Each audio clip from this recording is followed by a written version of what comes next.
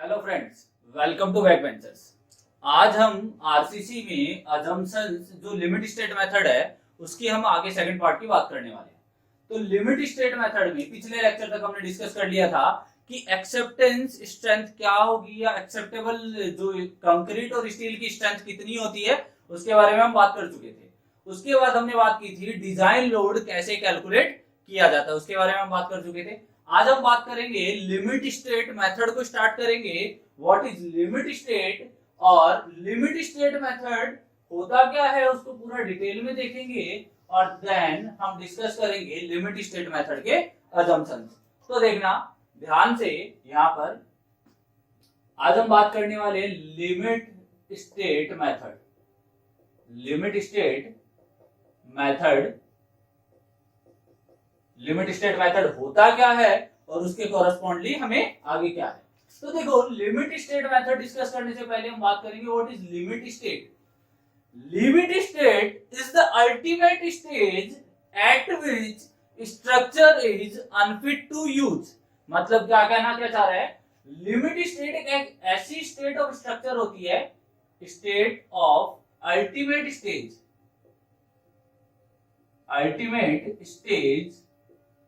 at which structure is unfit to use। Structure क्या हो जाए, अनफिट टू यूज। क्लियर है। तो देखो इसमें दो वर्ड आ रहे हैं आपके, एक तो आ रहा है आपके पास ultimate stage and second one is unfit to use.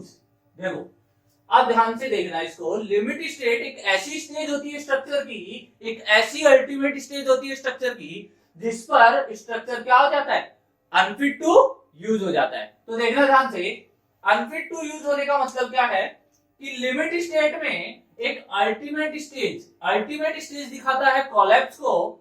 और ये जो डेफिनेशन हम बात कर रहे हैं, limit state is the ultimate stage of structure at which structure is unfit to use, ये कोड की डेफिनेशन है। तो देखना अनफिट टू यूज बात कर रहा है इसकी सर्विसिबिलिटी कंडीशन की, इसकी किस कंडीशन की, सर्विसिबिलिटी कंडीशन की। तो देखना लिमिट स्टेट को बेसिकली ये बताया जा रहा है एक ऐसी स्टेज है जिस पर स्ट्रक्चर क्या हो जाता है, यूज लेने के लिए अनफिट हो जाता है। तो that stage is known age limit state. Limit state को बेसिकली लिमिट स्टेट मेथड को क्यों प्रेफर किया जाता है, ये हमें क्या करता है, double factor of safety provide करता है। मतलब ये डबल प्रोटेक्शन देता है।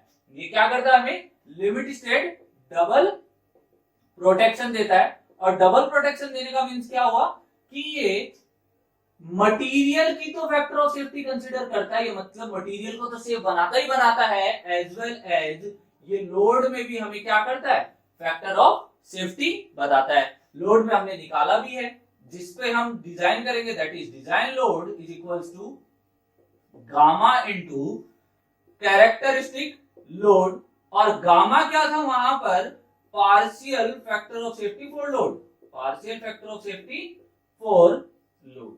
तो इसमें देखो, जिस लोड जो लोड एक्चुअली स्ट्रक्चर पर आ रहा है उससे ज्यादा लोड के लिए हम डिजाइन कर रहे हैं, उससे ज्यादा लोड के लिए अगर हम डिजाइन कर रहे हैं, मतलब स्ट्रक्चर को हम लोडिंग कंडीशन से, मतलब मान लो 100 किलोमीटर उसका कैरेक्टरिस्टिक लोड था और हम यहाँ फैक्टर ऑफ सेफ्टी कुछ लगा के इस लोड को इंक्रीज करके इसको डिजाइन कर रहे हैं, दैट मींस स्ट्रक्चर पे आने वाले लोड से ज्यादा लोड के लिए हम डिजाइन कर रहे हैं। एक तो हम स्ट्रक्चर को यही सेफ बना रहे हैं। क्लियर है। अब दूसरी चीज देखना, मटेरियल में क्या होता है कि जितनी उसकी स्ट्रेंथ होती है हम उससे कुछ जो उसकी कैरेक्टरिस्टिक स्ट्रेंथ होती है उससे हम क्या करेंगे, कुछ अज्यूम कम करेंगे, मतलब उसमें एक फैक्टर ऑफ सेफ्टी का डिवाइड करेंगे। तो इसका मतलब हम मटेरियल की स्ट्रेंथ कम मान के चल रहे हैं और एज वेल एज हम लोड ज्यादा के लिए डिजाइन कर रहे हैं जितना उस स्ट्रक्चर पर आ रहा है, इसीलिए इस पर ये क्या मिलती है, हमें डबल प्रोटेक्शन मिलती है। अब बात आती है मटेरियल की पार्शियल फैक्टर ऑफ सेफ्टी की, तो कंक्रीट के लिए 1.5 होती है और कंक्रीट 1.5 एंड 1.15 फॉर स्टील होती है। क्लियर है। ये आपकी partial factor of safety consider की जाती है। लोड के लिए हम पिछले लेक्चर में बात कर ही चुके हैं।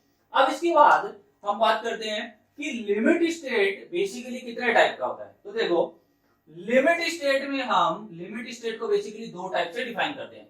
That first one is limit state of collapse and second one is limit state of serviceability, limit state of serviceability. तो देखो कोलैप्स क्या होता है कि अल्टीमेट स्टेज का मतलब क्या हुआ, उस पर आने वाली अल्टीमेट लोडिंग की बात कर रहा है। उस लोडिंग पर स्ट्रक्चर क्या हो जाएगा, अनफिट टू यूज।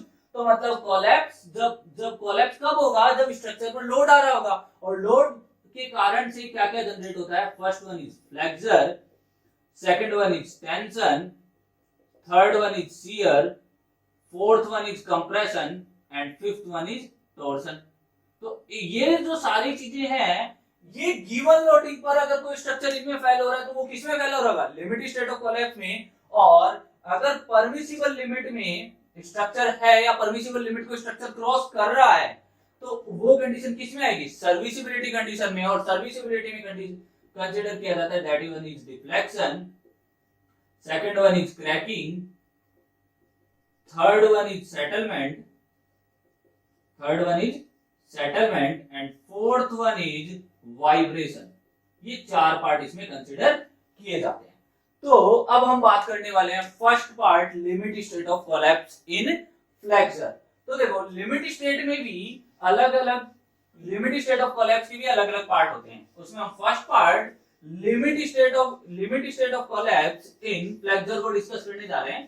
तो limit state of collapse in flexor होता क्या है, उसमें जब भी किसी मेथड को आप डिजाइन करते हो तो उसमें नेसेसिटी कुछ असम्पशंस लिए जाते हैं, क्योंकि हम जो लैब में एक्सपेरिमेंट करते हैं that was a different thing, और हम जो एक्चुअलिटी जो चीजें बनाते हैं वो डिफरेंट होती है। इसीलिए अब हम जो डिजाइन करने जा रहे हैं उस पार्ट में, उसमें हम लिमिट स्टेट ऑफ कोलैप्स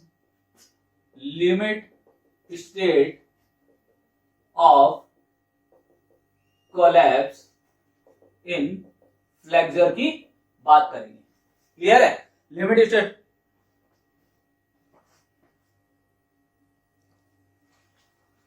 हाँ देखना, limit state of collapse in flexor की बात करेंगे। तो limit state of collapse in flexor में हम बात करने वाले हैं फर्स्ट हेडिंग। देखो फ्लेक्सर का मतलब क्या हो गया, बेंडिंग। बेंडिंग मतलब जो भी स्ट्रक्चर की, ऐसे स्ट्रक्चर जिनको हम बेंडिंग में डिजाइन करेंगे, और बेंडिंग में हम कौन कौन से स्ट्रक्चर डिजाइन करते हैं, बीम करते हैं, स्लैब करते हैं, फुटिंग करते हैं। तो उनमें ये असम्पशंस वैलिड हो सकते हैं या उनमें ये असम्पशंस वैलिड होंगे, बट जरूरी इसमें या फ्लेक्सर की जगह अगर ये कंप्रेशन आता है तो क्या उनमें ये असम्पशंस वैलिड होंगे, नहीं होंगे। क्लियर है, तो ये अभी हम फ्लेक्सर की बात कर रहे हैं। फर्स्ट मतलब इसके अंदर हम जो बीम के कोरस्पॉन्डिंग सिंगली रेनफोर्स बीम में जो असम्पशंस कंसीडर करते हैं उनकी हम बात करने जा रहे हैं। फर्स्ट असम्पशंस, देखो असम्पशंस क्या होती है, अवधारणाएं। अब जब पूरे आईएएस कोड ने ये अवधारणाएं मान रखी है तो नेसेसिटी हमें भी माननी होगी, बट हम इनके कुछ डिटेल में जाते हैं जिसके कोरस्पॉन्डिंग हम इनकी बात करेंगे। तो देखो फर्स्ट असम्पशन क्या दे रखा है, plane section before bending remains plane after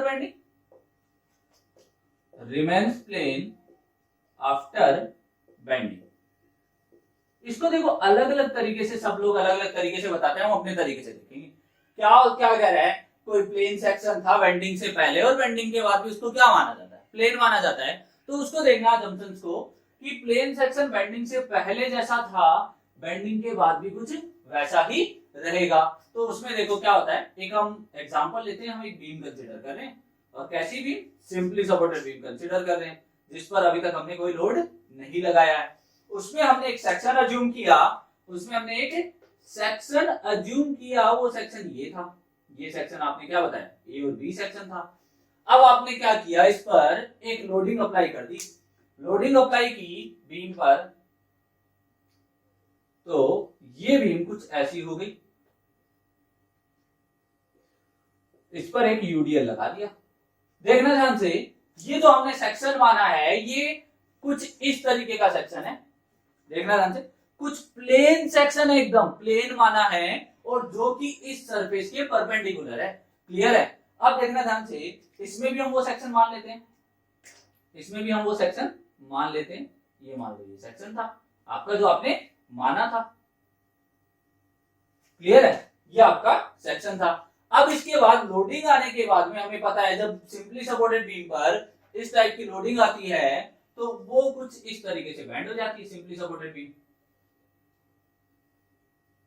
जिसके टॉप फाइबर पर आपको कंप्रेशन दिखता है और बॉटम फाइबर पर आपको क्या दिखता है, टेंशन दिखता है। इसका मतलब इसका जो टॉप फाइबर होगा वो कुछ टॉप फाइबर में कुछ इस तरीके से कंप्रेशन आ रहे होंगे और बॉटम फाइबर पर कुछ इस तरीके से टेंशन आ रही होगी।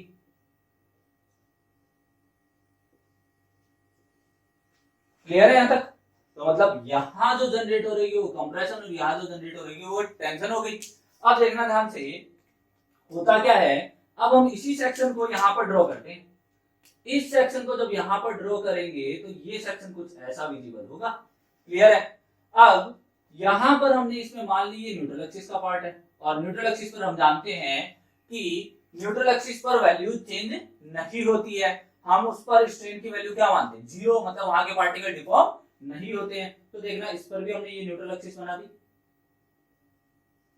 क्लियर है? देखना अब होगा क्या कि जब हम यहाँ के पार्टिकल की बात करेंगे, देखना ध्यान से, यहाँ जो पार्टिकल होगा वो ड्यू टू कंप्रेस, मतलब यहाँ से कंप्रेस होगा, कंप्रेशन के कारण से वो पार्टिकल, यहाँ वाला जो पार्टिकल है वो कहाँ शिफ्ट हो जाएगा, कुछ यहाँ शिफ्ट हो जाएगा। यहाँ वाला जो पार्टिकल होगा वो कुछ यहाँ शिफ्ट हो जाएगा, यहाँ वाला कुछ पार्टिकल होगा वो यहाँ शिफ्ट हो जाएगा और ये वाला पार्टिकल यहीं रहेगा। सिमिलरली इस न्यूट्रल एक्सिस से नीचे क्या है, टेंशन डेवलप हो रही है, तो यहाँ वाला जो पार्टिकल है वो कुछ यहाँ शिफ्ट हो जाएगा, यहाँ वाला पार्टिकल कुछ यहाँ शिफ्ट हो जाएगा और यहाँ वाला पार्टिकल कुछ यहाँ शिफ्ट हो जाएगा। तो इस तरीके से यहाँ पर जो वेरिएशन बन के आएगा वो कुछ ऐसा वेरिएशन बन के आएगा। क्लियर है? और टॉप फाइबर पर हमें कंप्रेसिव स्ट्रेन देखने को मिलेगा और बॉटम फाइबर पर हमें कैसा स्ट्रेन देखने को मिलेगा, टेंसाइल स्ट्रेन। और टेंसाइल स्ट्रेन जब देखने को मिलेगा और टॉप फाइबर पर कंप्रेसिव स्ट्रेन देखने को मिलेगा और जो कि यूनिफॉर्म फैशन के अंदर डिस्ट्रीब्यूट हो रहा है, मतलब ये एक तरीके से यूनिफॉर्मली डिस्ट्रीब्यूट हो रहा है, तो इससे हम क्या कह सकते हैं, तो देखना ये कंडीशन कब वैलिड होगी कि जब आपने प्लेन सेक्शन माना उस लोडिंग से पहले और लोड लगाने के बाद में आपने सेक्शन कुछ आपका रहेगा तो प्लेन ही, बट ये सेक्शन कुछ इंक्लाइंड हो गया किसी एंगल पर। क्लियर है? इंक्लाइंड हो गया, ये प्लेन सेक्शन ऐसा था, प्लेन था, अब ये किसी एंगल पर इंक्लाइंड हो गया, फिर भी ये सेक्शन क्या है, प्लेन है। ये कंडीशन इस कंडीशन तक वैलिड है। क्लियर है? बट इसके अंदर एक नेसेसिटी जो वर्ड इंक्लूड किया जाता है वो है इसमें नो वार्पिंग कंडीशंस होनी चाहिए। वार्पिंग का मतलब क्या है, जैसे देखो ये प्लेन दिख रहा है, इसमें कोई वार्पिंग नहीं है। इसका मतलब ये हुआ कि क्या इस सेक्शन पर हमने फोर्स लगाया और फोर्स लगाने के बाद अब देखो इस सेक्शन कुछ ऐसा हो सकता है, ये वार्पिंग कंडीशंस होती है। तो इसमें वार्पिंग नहीं होनी चाहिए, मतलब प्लेन जो दिख रहा है हमें, प्लेन इंक्लाइंड होने के बाद भी जो हमें प्लेन दिख रहा है वो प्लेन ही रहना चाहिए, वो ऐसा नहीं होना चाहिए इस तरीके से, उसमें ऐसा जो सलवट दिख रही है टेढ़ा मेढ़ा अपने प्लेन से नहीं होना चाहिए। क्लियर है? तो इसका जो रिजल्ट लिखेंगे हम, रिजल्ट जो आएगा that is strain diagram is linear. Strain diagram is linear. Linear assume किया जाता है क्योंकि स्ट्रेन डिस्ट्रीब्यूशन कैसा है, यूनिफॉर्म है, तो इसके कोरस्पॉन्डिंग जब भी हम स्ट्रेन बनाएंगे वो कहां तक बनेगा स्ट्रेन डायग्राम, स्ट्रेन डायग्राम बनेगा अप टू रेनफोर्समेंट तक। यहां जो लॉन्गिट्यूडिनल रेनफोर्समेंट आप प्रोवाइड करोगे वहीं तक आपका स्ट्रेन डायग्राम बन के आएगा और स्ट्रेन डायग्राम कुछ ऐसा बन के आएगा आपका।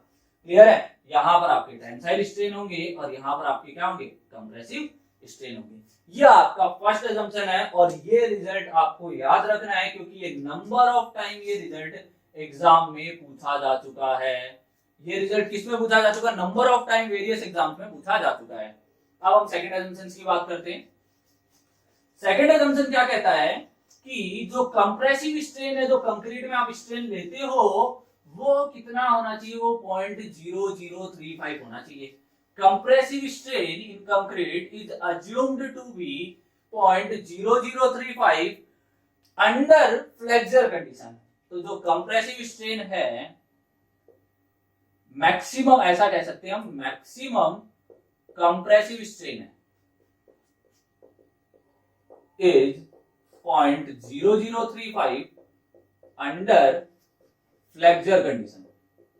अंडर फ्लेक्सर कंडीशन देखो फ्लेक्सर कंडीशन में हमें जो स्ट्रेन की वैल्यू है वो कितनी लेनी चाहिए, 0.0035, ये वर्ड मेंशन होना चाहिए। अगर फ्लेक्सर कंडीशन के अलावा कुछ भी होगा तो इसका मतलब अगर यहाँ पर हम एक्सियल कंप्रेशन की बात करें या प्योर कंप्रेशन की बात करें तो उस केस में आपकी जो वैल्यू है चेंज हो जाएगी, और वो हमें पता भी है दैट वो कंसीडर की जाती है 0.002। तो देखो इसको भी हम थोड़ा सा एलोबरेट करते हैं। मान लिया एक्चुअल कर्व की बात करेंगे, फिर हम जो इंजीनियरिंग कर्व जो हम मानते हैं उसकी बात करेंगे। ये स्ट्रेस हुआ, ये स्ट्रेन हुआ।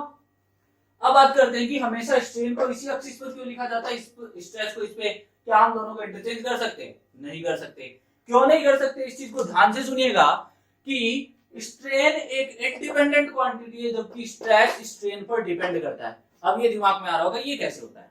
देखो जब भी किसी बॉडी पर फोर्स लगाओगे, किसी बॉडी पर फोर्स अप्लाई करोगे, चाहे वो टेंसाइल या कंप्रेसिव जो भी फोर्स अप्लाई करोगे, तो सबसे पहले बॉडी के पार्टिकल्स में क्या आएगा, स्ट्रेन आएगा या डिफॉर्मेशन आएगा, और उस डिफॉर्मेशन को रेजिस्ट करने के लिए वहां पर क्या जनरेट होगा, स्ट्रेस। तो पहले कौन आया, स्ट्रेन आया। स्ट्रेन के कारण से स्ट्रेस डेवलप हुआ है, थर्मल स्ट्रेस या टेम्परेचर। अगर टेम्परेचर से रिलेटेड बात कर रहे हो that was a different thing, हम यहाँ पर लोड अप्लाई करने की बात कर रहे हैं।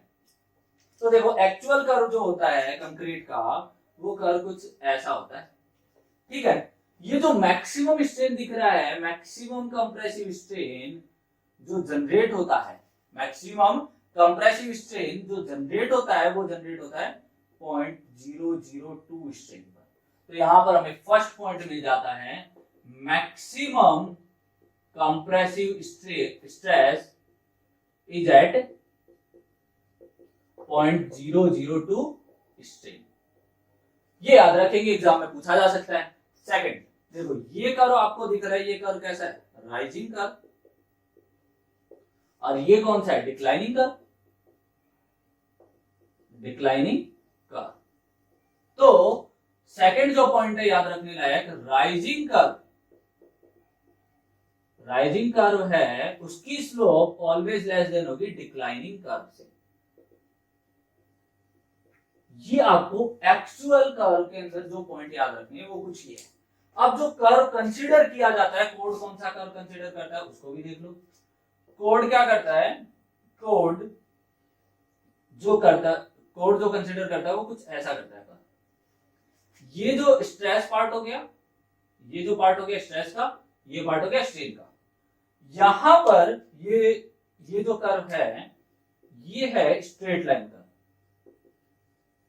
स्ट्रेट लाइन कर्व, और ये जो कर्व कंसीडर किया जाता है ये है पैराबोलिक।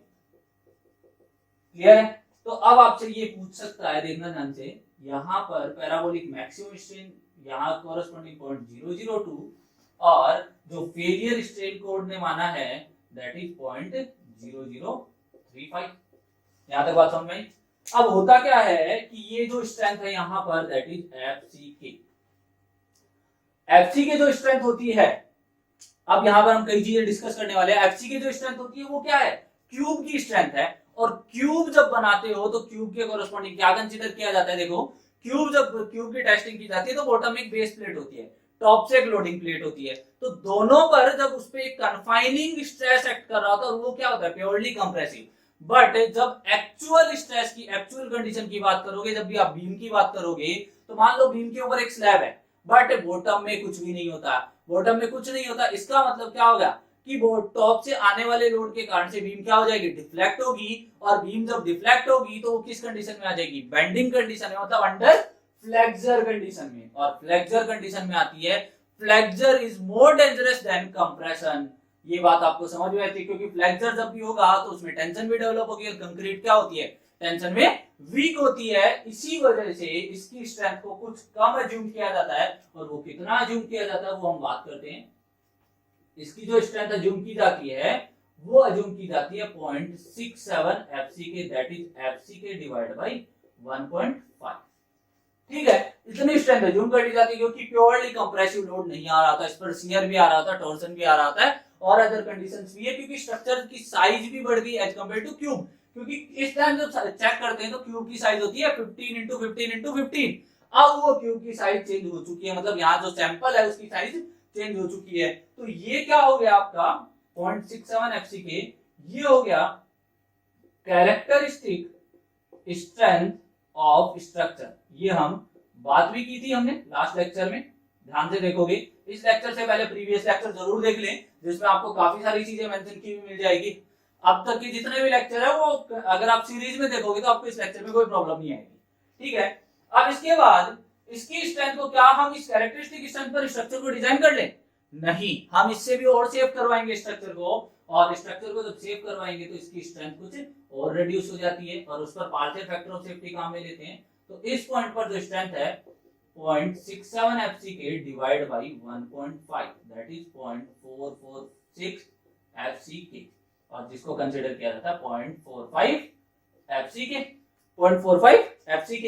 तो आप देखना यहाँ पर 0.45 FCK इसकी डिजाइन स्ट्रेंथ। आप ध्यान रखना, क्वेश्चन आपसे पूछ सकता है characteristic strength of structure in case of RCC और कंक्रीट, उसके कोरस्पॉन्डिंग पूछ ले तो यहाँ पर characteristic strength of concrete structure कितनी हो जाएगी? 0.67 FCK, और डिजाइन स्ट्रेंथ ऑफ कंक्रीट कितनी कंसीडर की जाती है? 0.446 FCK या 0.45 FCK। क्लियर है यहां तक? अब इसके बाद हम बात करते हैं नेक्स्ट थर्ड अजम्पशन की। थर्ड अजम्पशन क्या कहता है कि जो कोरस्पॉन्डिंग जो स्ट्रेस स्ट्रेन कर्व है कंक्रीट का या फिर आरसीसी स्ट्रक्चर का, जितना भी हम बीम के लिए बनाते हैं, वो कैसा लिया जाता है। तो देखो, हमें ये चीज पता है कि इसके अंदर हम कोई भी शेप अज्यूम कर सकते हैं, दैट वाज पैराबोलिक हो सकती है, या फिर हम ट्रेपेजोइडल अज्यूम कर सकते हैं, रेक्टेंगुलर, कोई भी शेप अज्यूम कर सकते हैं। उसके कोरस्पॉन्डिंग अगर हम स्ट्रेन वैल्यूज को उसके कोरस्पॉन्डिंग रिलेट कर सकते हैं, तो जो यहां पर हम अज्यूम करते हैं वो होता है, देखना थर्ड पॉइंट, जो इसके अंदर पैराबोलिक जो स्ट्रेस कर्व है, स्ट्रेस ब्लॉक डायग्राम है, is assume to be parabolic up to parabolic from neutral axis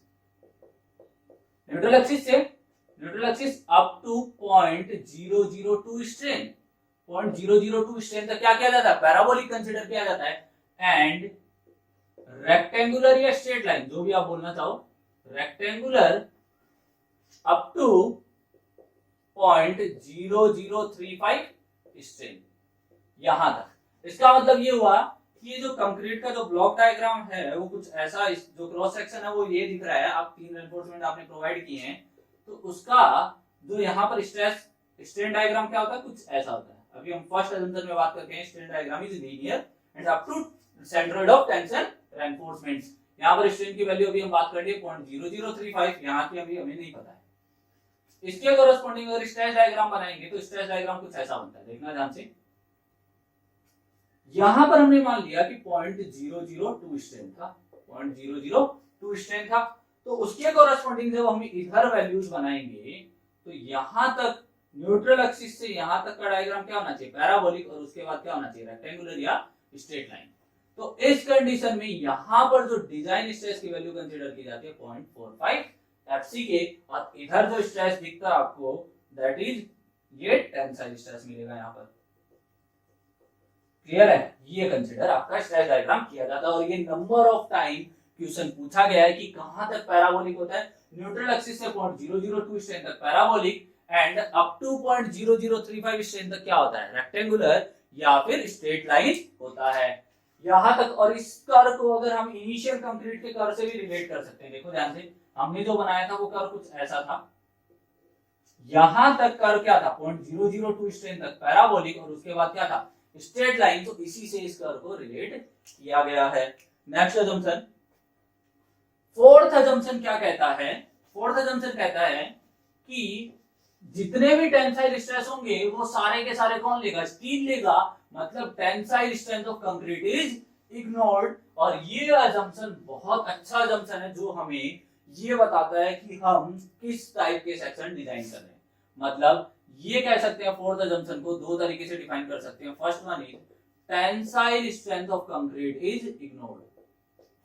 tensile strength of concrete is ignored,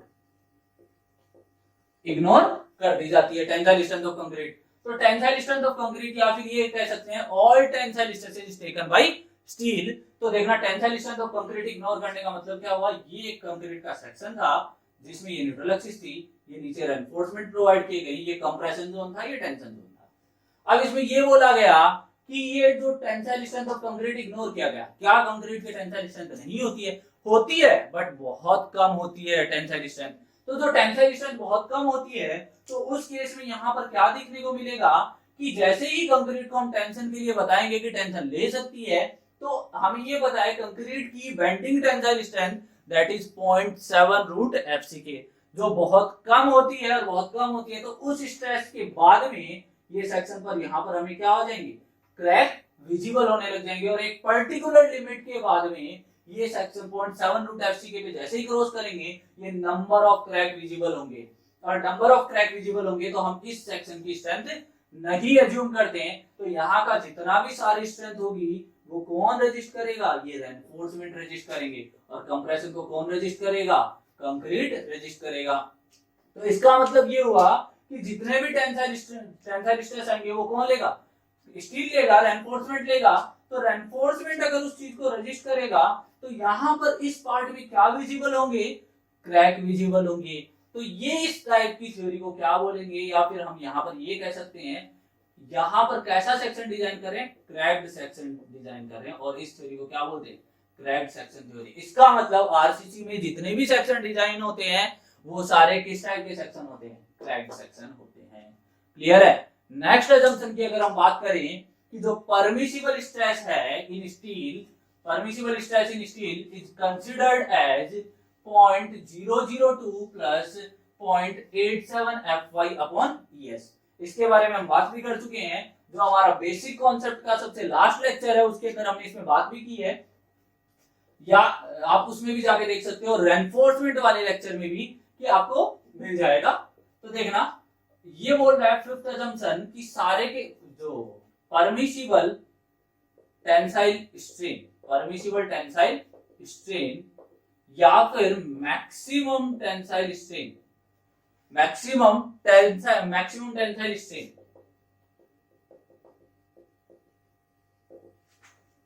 shall not be less than 0.002 plus 0.87 Fy upon ES, इससे कम नहीं होने चाहिए। तो देखना इसका मतलब क्या है, क्या होता है जनरलाइज, ये हम वेरियस स्ट्रेस स्ट्रेन कर्व पढ़ेंगे स्टील के कोरस्पॉन्डिंग। सबसे पहले हम माइल्ड स्टील का पढ़ रहे हैं। माइल्ड स्टील के कर्व की अगर आप बात करोगे तो उसमें यील्ड पॉइंट क्लियरली विजिबल होता है। यील्ड पॉइंट क्लियरली विजिबल होता है तो हमने मान लिया कि ये यील्ड पॉइंट था, हमने उसके कोरस्पॉन्डिंग यहाँ पर बात कर ली। तो उसके बाद इस कर्व को क्या मान लिया गया, स्ट्रेट लाइन। तो यहाँ पर स्ट्रेंथ कितनी होगी, Fy। बट इस पर हम एक फैक्टर ऑफ सेफ्टी अप्लाई करेंगे, और इस केस में फैक्टर ऑफ सेफ्टी की वैल्यू कितनी दी जाती है, फैक्टर ऑफ सेफ्टी 1.15 कंसीडर की जाती है, जिससे स्ट्रेंथ कुछ कम हो जाएगी। और स्ट्रेंथ कुछ कम हो जाएगी तो वो स्ट्रेंथ हमें कुछ यहाँ दिखेगी, और ये वैल्यू जो कंसीडर की जाएगी यहाँ पर, ये जो वैल्यू होगी Fy अपॉन 1.15। इसके कॉरेस्पॉन्डिंग यहाँ पर हम इसके परमिसिबल स्ट्रेन को कंसीडर कर सकते हैं। सिमिलरली अगर HYSD बार की बात करूं, ये जो वैल्यूज दी गई है वो HYSD बार के लिए। HYSD बार की बात करूं तो HYSD बार में यील्ड पॉइंट क्लियरली विजिबल नहीं होता है। यील्ड पॉइंट क्लियरली विजिबल नहीं होता तो हम क्या करते हैं, उसके इनिशियल पोर्शन के पैरेलल, इनिशियल पोर्शन कौन सा, ये इनिशियल पोर्शन जो विद इन इलास्टिक लिमिट में है, उसके इस पोर्शन के पैरेलल एक लाइन ड्रॉ करते हैं। और वो कहां से कहां तक ड्रॉ करते हैं, वो 0.002 स्ट्रेन से ड्रॉ करते हैं। वो कहां से ड्रॉ करते हैं, 0.002 स्ट्रेन से ड्रॉ करते हैं। और वो इसको जहां पर कट करता है वो वैल्यू कंसीडर की जाती है यील्ड स्ट्रेस की तरह। वो किसकी तरह कंसीडर की जाती है, यील्ड स्ट्रेस इन HYSD बार। अब मान लो इसकी स्ट्रेंथ कुछ कम हो गई, कुछ कम हुई तो ये कर्व कुछ ऐसा, मतलब यहाँ पर ये इस पॉइंट पर Fy है, और यहाँ पर जब ये कट करेगा तो ये किसको डिफाइन करेगा, Fy अपॉन 1.15 को डिफाइन करेगा। और Fy अपॉन 1.15 को डिफाइन करेगा तो देखो ध्यान से, यहाँ पर दो वैल्यूज कुछ इस तरीके से मीट हो रही होगी। एक तो ये वैल्यूज है और एक आपके सामने ये वैल्यूज है। यहां से यहां तक की अगर बात करूं तो ये मेरे को क्या दिखा रहा होगा, टोटल स्ट्रेन, और दैट इज, इसको हम लिख सकते हैं 0.002। 0.002 कौन सी वैल्यू होगी, ये प्लस ये वैल्यू, और ये वैल्यू कितनी है, प्लस Fy अपॉन ES। अब हम इस पे अगर फैक्टर ऑफ सेफ्टी अप्लाई करेंगे तो हमारे पास नई वैल्यूज आ जाएगी, और वो वैल्यू कितनी हो जाएगी, ये, और इस पर जो परमिसिबल स्ट्रेन है वो कितना हो जाएगा, यहाँ पर ओवरऑल यहाँ से लेके यहाँ तक की वैल्यूज को अगर हम कंसीडर करें 0.002 प्लस Fy अपॉन 1.15 ES, और 1 इसका जब सॉल्यूशन निकालेंगे तो इसका सॉल्यूशन कितना होता है 0.87 Fy। क्लियर है यहाँ तक?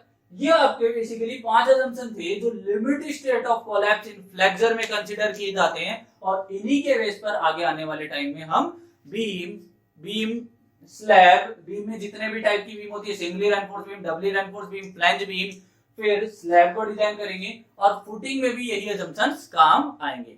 आज के लिए यही, थैंक यू सो मच।